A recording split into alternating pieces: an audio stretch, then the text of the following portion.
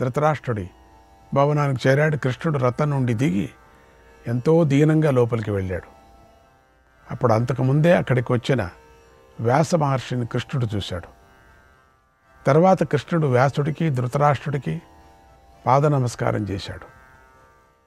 ఎలాంటి కలవరపాటు లేకుండా గాంధారికి కూడా నమస్కారం చేశాడు. తర్వాత కృష్ణుడు ధృతరాష్ట్రుడికి చేతిని పట్టుకొని దుఃఖించాడు.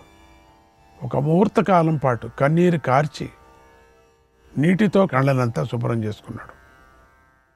తర్వాత యథావిధిగా ఆచమనం చేశాడు. ఆ సమయానికి తగినట్టుగా ధృతరాష్ట్రుడితో ఇలా అన్నాడు, ఓ మహారాజా, నువ్వు పెద్దవాడు, నీకు తెలియంది ఏదీ లేదు. ఇదంతా కాలమహిమ వల్ల జరిగిందని నీకు బాగా తెలుసు. నీ మనస్సును అనుసరించే పాండవులు ప్రవర్తించారు. వంశనాశనము, క్షత్రియుల నాశనం జరగకూడదని కోరుకున్నారు. యుద్ధంలో ఎంతగానో ప్రయత్నించారు. సోదరులతో జరిగిన ఒప్పందం జరిగిన నాటి నుంచి ధర్మరాజు ఎన్నో కష్టాలు సహించాడు. కపట ద్యూతంలో ఓడిపోయాడు. అయినా పరిశుద్ధమైన భావనతోనే వనవాసాన్ని స్వీకరించాడు. అప్పుడు పాండవులు నానా వేషాలతో తమను తాము కప్పుకున్నారు. ఎంతో కష్టంతో అజ్ఞాతవాసాన్ని పూర్తి చేశారు. ఇంకా ఎన్నో కష్టాలు వచ్చినా ఎప్పుడూ అసమర్థులు లాగానే వాటిని భరించారు, అనుభవించారు. తర్వాత నీ వారికి యుద్ధం సమీపించింది. అప్పుడు నేనే స్వయంగా వచ్చి ప్రజలందరూ వింటూ ఉండగా 5 గ్రామాలను యాచించాను. త్వయా కాలోపసృష్టేన లోభతో నాపవర్జితాగా తవాపరాధా నృపతే సర్వం క్షత్రం క్షయం గతం. కానీ నువ్వు కాలప్రేరణ వల్ల పుట్టిన లోభంతో వాటిని ఇవ్వలేదు. ఓ రాజా, నీ అపరాధం వల్లనే రాజులందరూ మరణించారు. భీష్ముడు, సోమదత్తుడు, బాహ్లికుడు, కృపుడు, ద్రోణుడు, అశ్వత్థామ, విదురుడు సంధి కోసం నిన్ను యాచించారు. అయినా నువ్వు సంధికి ఒప్పుకోలేదు. కాల ప్రభావం చేత మనస్సు దెబ్బతిన్నప్పుడు అందరూ మూర్ఖులైపోతారు. అలాగే యుద్ధానికి సిద్ధమవుతున్న సమయంలో ఆ రోజున నువ్వు కూడా మూర్ఖుడిలాగానే ప్రవర్తించావు. మూర్ఖుడి అయ్యావు. కిమన్యత్ కాలయోగాద్ధి దిష్టమేవ పరాయణం. ఇది కాలమహిమ కాకపోతే మరేమిటి? అందరికీ విధియే గతి అయి ఉంది, గ్రహించు. మాచ దోషాన్ మక ప్రాజ్ఞ పాండవేషు నివేశయ అల్పోప్యతిక్రమో నాస్తి పాండవానాం మహాత్మనాం ధర్మతో న్యాయ తస్యైవ స్నేహతశ్చ పరంతప. కనుక ఓ బుద్ధిమంతుడా, పాండవులను తప్పు పట్టకు. మహాత్ములైన పాండవులలో ధర్మదృష్టి, న్యాయదృష్టి, స్నేహదృష్టి అనే మూడింటిలోనూ కూడా ఎలాంటి పొరపాటు లేదు. ఇదంతా నువ్వు చేసిన దోషం యొక్క ఫలమే అని గ్రహించు. నువ్వు అనుకోవాలి నువ్వు ఎప్పుడు. అందుకని పాండవులపై నువ్వు అసూయ చూపించకు. నువ్వు ఇక నీ కులము, నీ వంశము పాండవుల ద్వారానే కొనసాగాలి. నీకు కానీ గాంధారికి కానీ పుత్రులు చేయవలసిన పిండదానాలు ఫలం పాండవుల ద్వారానే జరగాలి. ఓ మహారాజా, నువ్వు కానీ కీర్తిమతి అయిన గాంధారి కానీ పాండవులకు కీడు కలగాలని భావించకండి. ఇదంతా ఆలోచించే నువ్వు చేసిన తప్పులను గుర్తు చేశాను. శివేన పాండవాన్ పాహి నమస్తే భరతర్షభ.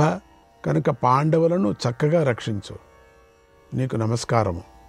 సహజంగా ధర్మరాజుకు నీ మీద ఉన్న భక్తి, స్నేహము ఉన్నాయి. ఆ విషయం నీకు తెలుసు.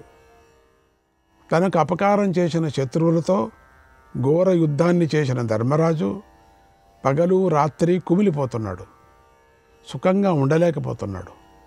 ఓ మహారాజా, నీ గురించి, గాంధారదేవి గురించి ఎంతో బాధపడుతున్నాడు, శాంతిని పొందలేకపోతున్నాడు. నువ్వు పుత్రశోకంతో తపించిపోతున్నావు. నీ బుద్ధి, ఇంద్రియాలు కలసి చెందున్నాయి. అందువల్ల ఎంతో సిగ్గుపడుతూ ధర్మరాజు నీ దగ్గరకు రాలేకపోతున్నాడు అన్నాడు. తర్వాత శోకంతో కృషించిపోతున్న గాంధారితో ఇలా అన్నాడు, ఓ మాత, నేను చెప్పేది విను, గ్రహించు. లోకంలో ఈ రోజున నీతో సమానమైన పతివ్రత లేదు. ఓ కళ్యాణి, నీకు గుర్తు ఉండే ఉంటుంది. ఆనాడు సభలో నా సమక్షంలో నువ్వు ఇరుపక్షాలకు మేలు చేసేది, ధర్మార్థాలతో కూడినదైన మంచి మాటలను నీ పుత్రులకు చెప్పావు. కానీ నీ పుత్రులు ఆ మాటను పాటించలేదు. అధర్మంగా జయాన్ని కోరుకుంటూ ఉన్న దుర్యోధనుడితో నువ్వు కఠినంగా ఇలా మాట్లాడావు. ఒక్కసారి గుర్తు చేసుకో. ఓ మూర్ఖ, నా కోసమని మంచి మాటను విను. యతో ధర్మస్తతో జయ, ధర్మం ఉన్న చోటే గెలుపు ఉంటుంది అని ఆనాడే చెప్పావు. కనుక ఓ రాకుమారి, ఇప్పుడు ఆ నీ వాక్యం సత్యమైంది. ఓ కళ్యాణి, ఆ విషయాన్ని గ్రహించు. మనసులోని శోకాన్ని తొలగించుకో. నీ తపోబలం వల్ల చరాచర ప్రాణులతో ఉన్నటువంటి ఈ భూమిని నువ్వు కళ్ళతోనే కాల్చివేయగలవు. నీకు ఆ శక్తి ఉంది. కనుక నీ బుద్ధితో ఎప్పుడూ పాండవులను నాశనం చేయాలని చూడకు అన్నాడు. అప్పుడు గాంధారి కృష్ణుడి మాటలు విని ఇలా అంది, ఓ కేశవ, నువ్వు చెప్పింది నిజం. నేను మనోవ్యతతో మండిపోతున్నాను. ఇప్పుడు నా మతి కూడా కొద్దిగా చలించింది. కానీ జనార్దన, నీ మాటలు విన్న తరువాత నా బుద్ధి స్థిరపడింది. ఓ కృష్ణ, ఈ మహారాజు అంధుడు, వృద్ధుడు, పుత్రులను కోల్పోయాడు. ఇప్పుడు వీరులైన పాండవులతో కలిసి నువ్వే ఈయనకు దిక్కు కావాలి అని గాంధారి వస్త్రంతో ముఖాన్ని కప్పుకొని పెద్దగా ఏడ్చింది. ఇలా కృష్ణుడు శోకంతో కృషించిపోతున్నటువంటి గాంధారిని యుక్తితోనూ తగిన కారణాలతోనూ ఓదార్చాడు. సరిగ్గా ఆ సమయంలో అశ్వత్థామ మనస్సులోని క్రూర భావాన్ని గ్రహించాడు. ఆ సమయంలో ఆ తరువాత వేగంగా పైకి లేచి శిరస్సు వంచి వ్యాసుడి పాదాలకు నమస్కారం చేశాడు. కంగారు పడుతూ ధృతరాష్ట్రుడితో ఇలా అన్నాడు, ఓ కురుశ్రేష్ఠ, సెలవు. ఇక మనస్సును శోకంలోకి నెట్టకు. ఇప్పుడు అశ్వత్థామ పాపాలోచనలు చేశాడు అంటే తనకు అనిపిస్తున్నది, సర్వంతర్యామి కదా పరమాత్ముడు, క్రూర కృత్యం చేయబోతున్నాడు. అందువల్లే నేను వెంటనే పైకి లేవలసి వచ్చింది. అశ్వత్థామ చేయబోతున్న క్రూర కృత్యం గురించి చెబుతున్నాను విను. రాత్రి సమయంలో పాండవులను చంపేయాలని అశ్వత్థామకు బుద్ధి పుట్టింది. అందుకే నేను కంగారు పడుతున్నాను అన్నాడు. ఆ మాట విని ధృతరాష్ట్రుడు గాంధారితో కలిసి కృష్ణుడితో ఇలా అన్నాడు, ఓ మహాబాహు కృష్ణ, వెంటనే బయలుదేరు, పాండవులను రక్షించు. త్వరలో నిన్ను నేను మళ్ళీ కలుస్తానన్నాడు. మంచి బుద్ధి పుట్టింది, పర్వాలేదు.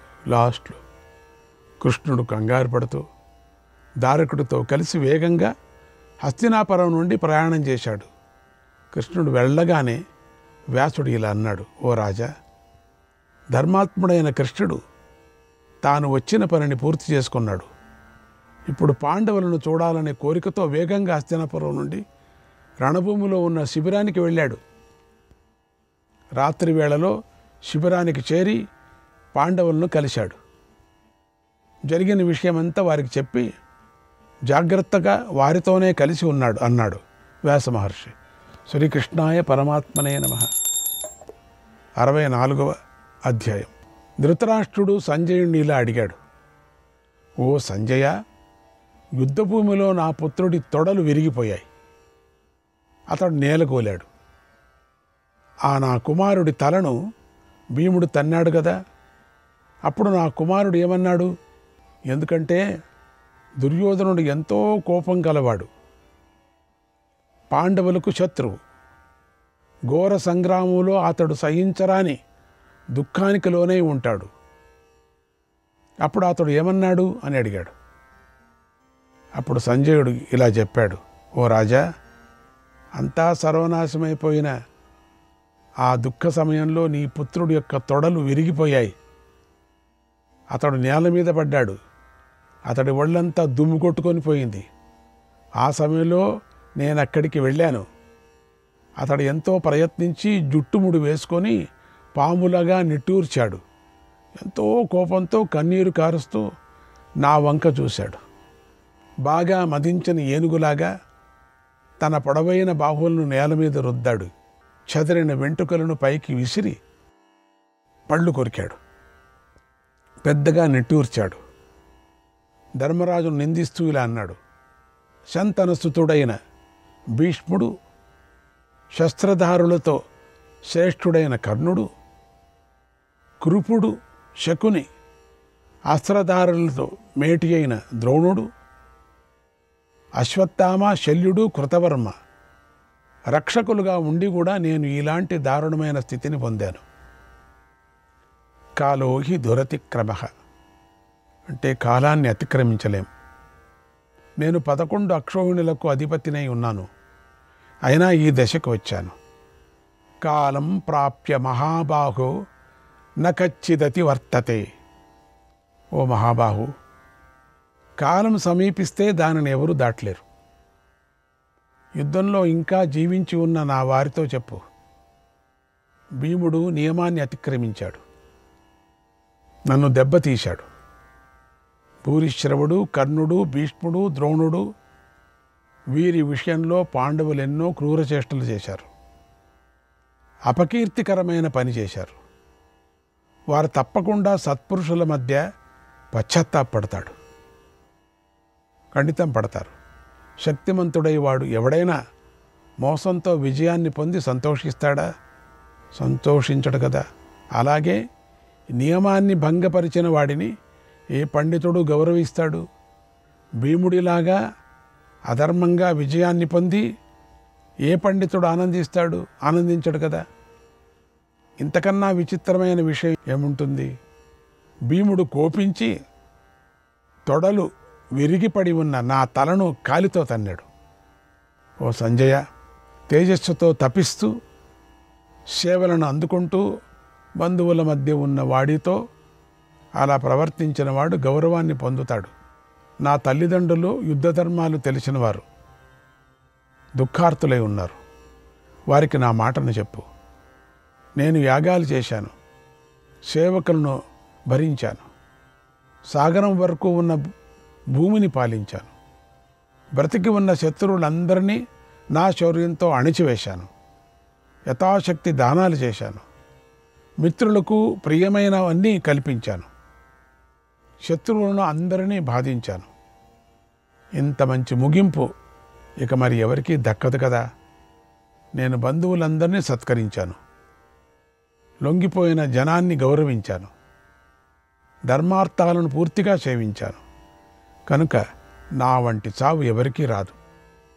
నేను పెద్ద పెద్ద రాజులపై పెత్తనం చేశాను, తేలికగా లభించిన గౌరవాన్ని అతి సులభంగా పొందాను. మేలుజాతి గుర్రాలపై స్వారీ చేశాను. అటువంటి నాకు మంచి మరణం లభిస్తుంది. నేను పరరాజ్యాలను ఆక్రమించాను, ఆ రాజులను దాసులను చేసుకొని పాలించాను. ఇష్టమైన వారికి చక్కగా మేలు చేశాను. కనుక నా వంటి వాడికి లభించిన మృత్యువు ఎవరికీ లభించదు.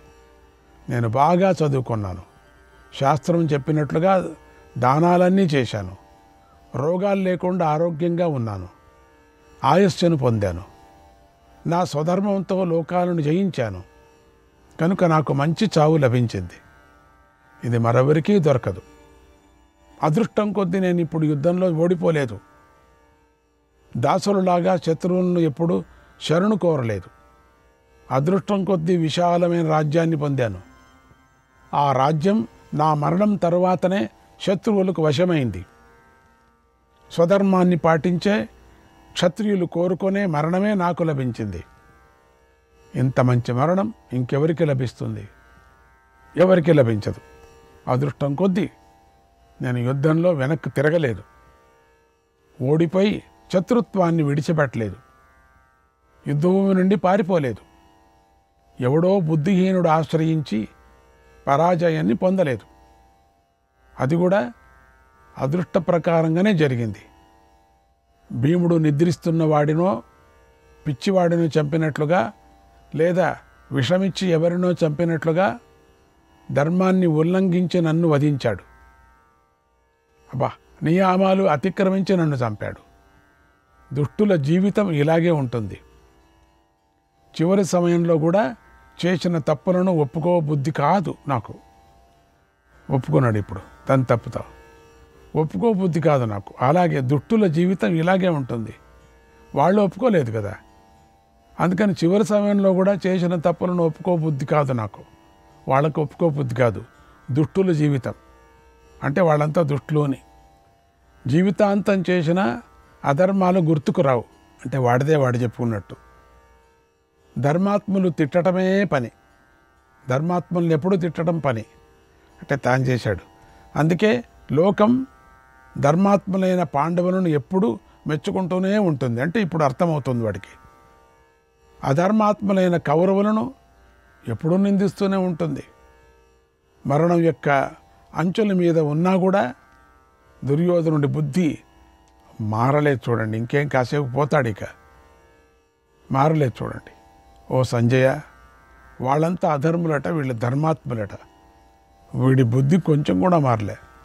ఓ సంజయ, అశ్వత్థామ, కృతవర్మ, కృపులతో నా ఈ మాటను చెప్పు.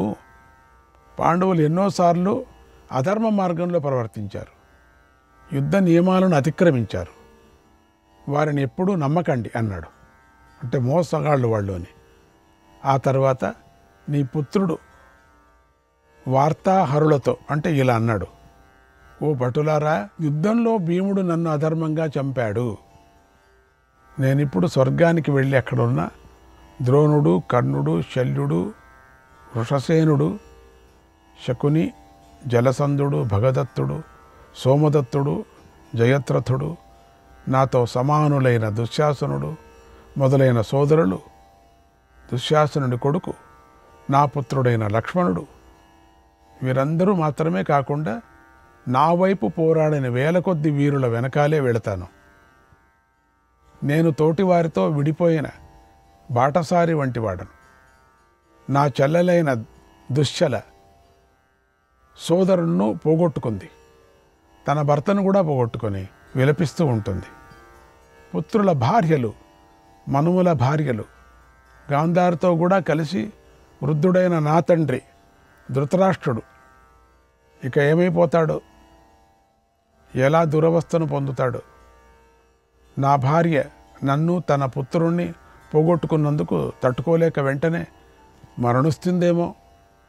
చక్కగా మాట్లాడేవాడు, అన్నీ విడిచిపెట్టినవాడైన అశ్వత్థామ ఇప్పుడు నా పరిస్థితిని తెలుసుకుంటే తప్పకుండా ఇక్కడికి వస్తాడు. నా శత్రుత్వానికి బదులు తీర్చుకుంటాడు. ఈ పవిత్రమైన సమంతక పంచకం 3 లోకాల్లోనూ ప్రసిద్ధి చెందింది కనుక నేను ఇక్కడ మరణించి శాశ్వత లోకాలను పొందుతానన్నాడు. ఆ మాటలు విని అక్కడ ఉన్న వేల కొద్ది ప్రజలు కన్నీరు కారుస్తూ వెళ్ళిపోయారు.